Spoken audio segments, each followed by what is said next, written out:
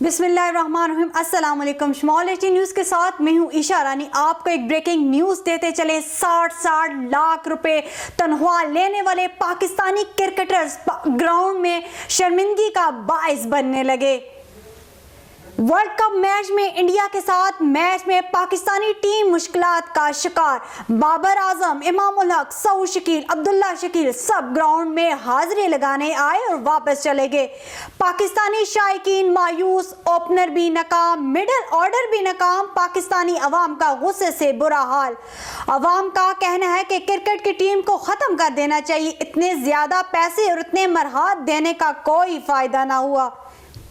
Cricket भी सियासत की नजर होगी। सियासी सिफारिशों पर खिलाड़ी भर्ती करना पाकिस्तान की शर्मिंदगी का बायस बन गए। आपको एक बार फिर बताते चलें, 60 लाख रुपए तनख्वाह लेने वाले क्रिकेटर्स ग्राउंड में पाकिस्तान के लिए शर्मिंदगी का बायस बनने लगे। वर्ल्ड कप मैच में इंडिया के साथ मैच में पाकिस्तानी टीम मुश्किलात का शिकार। बाबर आजम, इमाम उल हक, सऊद शकील, अब्दुल्ला शकील सब ग्राउंड में हाजिरी लगाने आए और वापस चले गए। पाकिस्तानी शायकीन मायूस, ओपनर भी नाकाम, मिडल ऑर्डर भी नाकाम।